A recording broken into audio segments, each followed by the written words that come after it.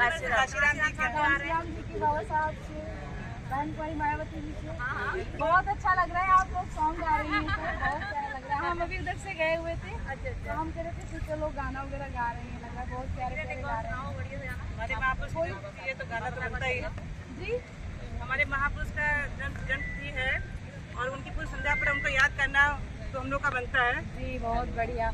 क्या आप सुना सकती हैं कोई गा के प्यारा सा गीत? हमारी बहन गाती हैं अभी।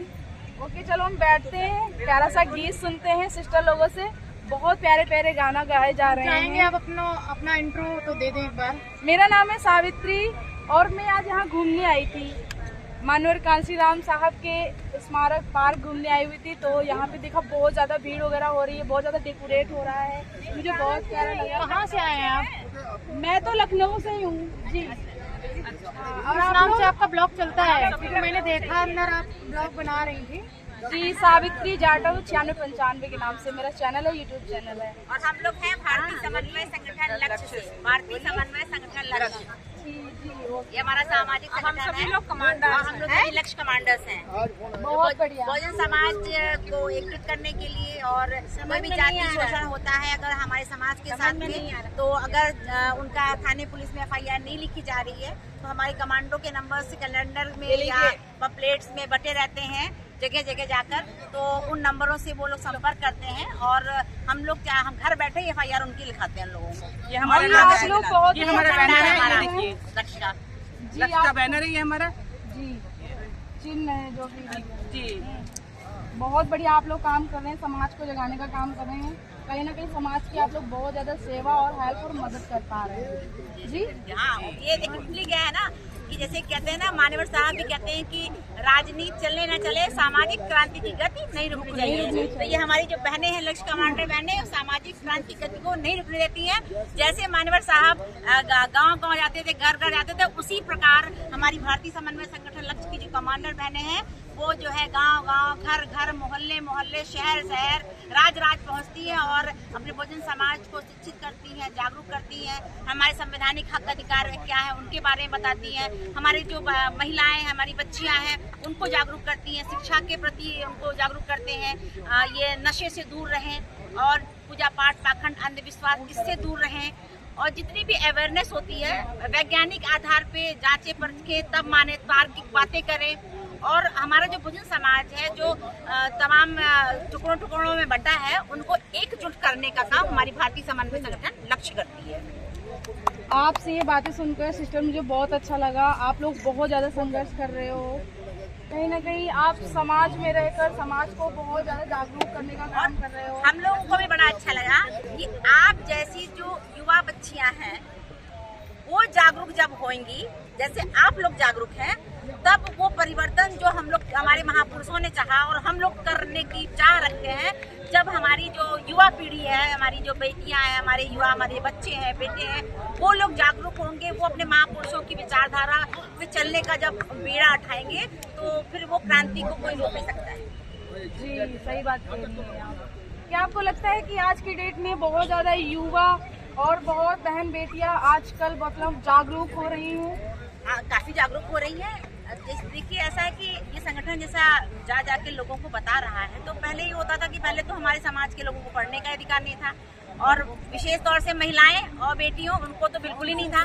तो चूंकि अब हम लोग शिक्षित हो रहे हैं और सक्षम भी हैं, तो हमारी जिम्मेदारी बनती है कि जो महापुरुषों ने एक जो वृक्ष लगाया था है, जिसके फल आज हम लोग खा रहे हैं और यहाँ आराम से बैठे हुए हैं, तो हम लोगों की भी जिम्मेदारी बनती है कि जो हमारी आगे आने वाली पीढ़ी है, हमारे बच्चे हैं, हमारे युवा हैं, उनके लिए हम लोग भी वृक्ष लगाएं ताकि वो जो है उस फल को खाए। नहीं तो पता लगा हमने खा के समाप्त कर दिया, हमने जो हमको हक अधिकार मिले हम ले लिया और आराम से सो रहे हैं और हम कुछ भी नहीं करके जाएंगे। तो जो हम लोग नहीं रहेंगे तो वही कोसेंगे कि हमारे माँ बाप ने तो महापुरुषों के लगाए हुए फल खाए, मतलब उनकी दी हुई जो आज़ादी थी, उनके जो हक अधिकार जो हमको मिले थे, हमने तो इस्तेमाल किए, पर हमने वो काम नहीं किया कि जो हमारे आगे आने वाली पीढ़ी कि उनके हक और अधिकार सुरक्षित कैसे होंगे। ये तभी सुरक्षित होंगे जब हम लोग जो हमारे महापुरुषों की जो विचारधारा को हम लोग गांव गांव घर घर तक हम लोग पहुंचाएंगे और पे बैक टू सोसाइटी, समाज को हमें कुछ वापस करना है। ये जिम्मेदारी का भाव जब हर घर से निकलेगा तो बहुजन समाज को कोई रोक नहीं पाएगा। वाह, क्या बात कही सिस्टर ने, क्लैपिंग होनी चाहिए। देखिए, ये जीता जाता उदाहरण है, बोले तो सबूत की जब महिलाएं शिक्षित होंगी तो कहीं ना कहीं समाज को जागरूक करने का प्रयास करेंगी। चलिए ये मान लेते हैं कि एक साइड मतलब बहुत सारे ऐसे होते हैं पुरुष जो महिलाओं को बाहर नहीं निकलने देते हैं, वो तो फिर भी वो अपने बच्चों को ऐसे जागरूक अगर हो गई तो फिर भी अगर नहीं कहीं अदर जा पाई तो फिर भी अपने बच्चों को जागरूक करेंगी, और वो बच्चे जब जागरूक होंगे तो समाज में जाएंगे तो लोगों को जागरूक करने का काम करेंगे। हमारे बाबा साहब ने महिलाओं को वोटिंग का अधिकार और शिक्षा का अधिकार, ये सब हम लोग फायदा उठा पा रहे हैं। किसके कारण? डॉक्टर बाबा साहब के कारण। आज हमारी बहनें जो बहुत आजादी से खुल के बात कर पा रही हैं, शायद ये कहीं ना कहीं हमको पहले ये अधिकार नहीं था। राइट कह रहे हैं ना सिस्टर? राइट, बिल्कुल सही कहा आपने। आज हमारी ये बहनें पढ़ी लिखी जो बैठी हैं, समाज को जागरूक करने का काम कर रही हैं, बाबा साहब का कारवा आगे बढ़ाने का काम कर रही हैं। ऐसे महिलाओं को, ऐसे बहनों को हम सैल्यूट करते हैं। साथियों, वीडियो जितना उसके उतना शेयर करें, और ये वीडियो कहाँ तक गया ये भी कमेंट बॉक्स में जरूर बता देना। और आप कुछ बोलना चाहेंगे सिस्टर जी? इधर की पूछ ले, हमारी कमांडर जी, आप लोग कहाँ से आए हैं दीदी? हम लोग लखनऊ से आए हैं, जानकीपुरम विस्तार से, और वहीं पे प्रांतीय कार्यालय है लक्ष्य का।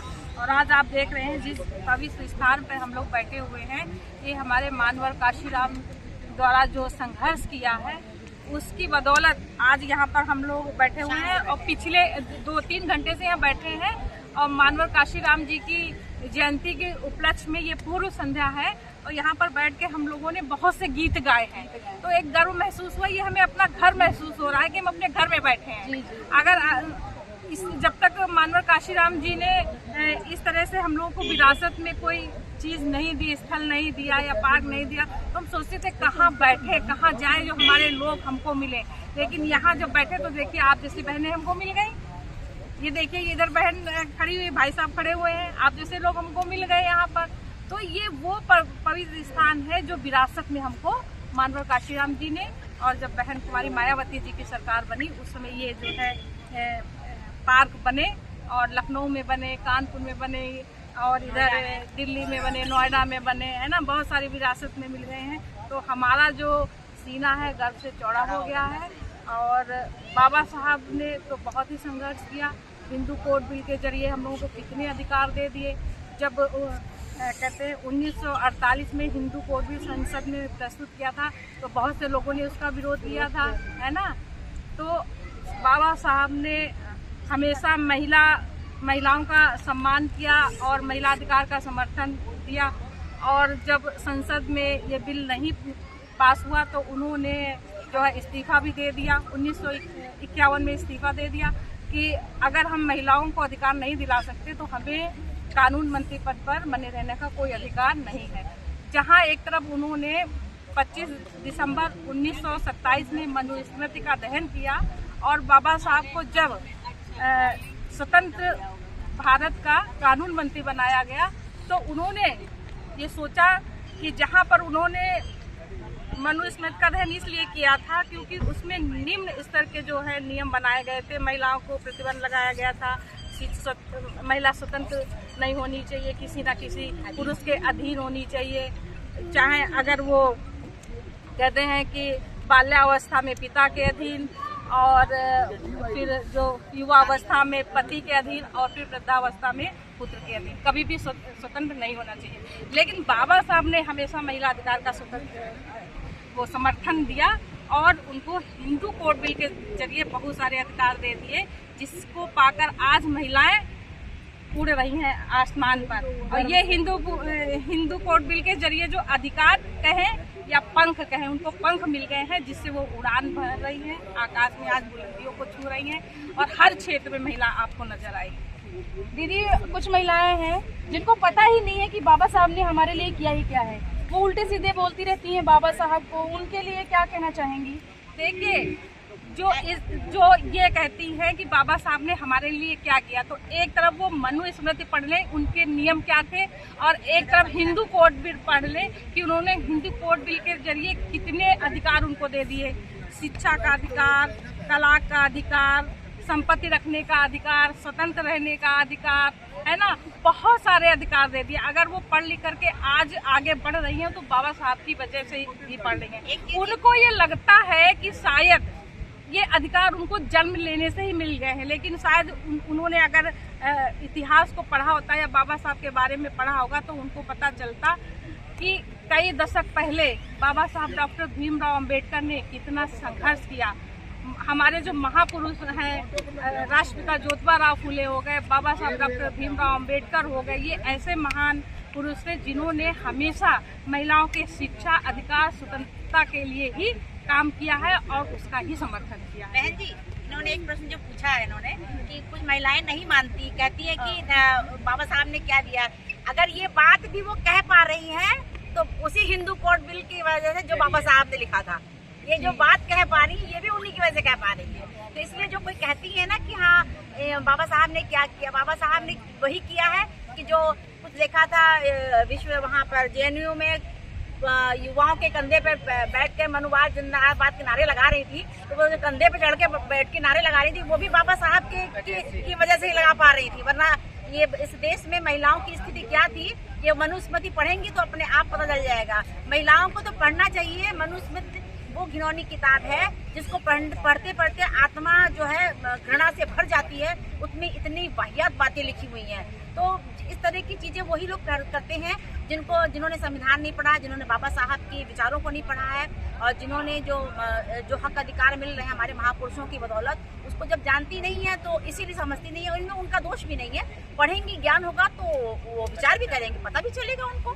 नहीं, उनको शायद ये नहीं मालूम है कि वो मनुस्मृति जलाई ही बाबा साहब ने इसलिए थी क्योंकि वो हमेशा जो है महिलाओं को नीच बताता था और तुच्छ बातें लिखी हुई थी उसमें कि महिलाओं को ना पढ़ने का अधिकार था, ना स्वतंत्र रहने का अधिकार था, ना किसी भी तरह के जो है अधिकार नहीं। हाँ, उनको दासी और गुलाम बना के रखा हुआ था। बाबा साहब नहीं चाहते थे कि हमारे देश की महिलाएं इस तरह से गुलामी की जिंदगी बसर करें, इसीलिए मनुस्मृति का दहन किया था। देखिए, बाबा साहब खुद पुरुष थे, उसके बावजूद उनके अंदर सोचिए उन्होंने कितना गहन अध्ययन किया होगा महिलाओं की पीड़ा का, जो उन्होंने हिंदू कोड बिल के माध्यम से उन्होंने सारे अधिकार दिलाए। वरना महिलाओं का क्या था, पैर की जूती के बराबर वो थी।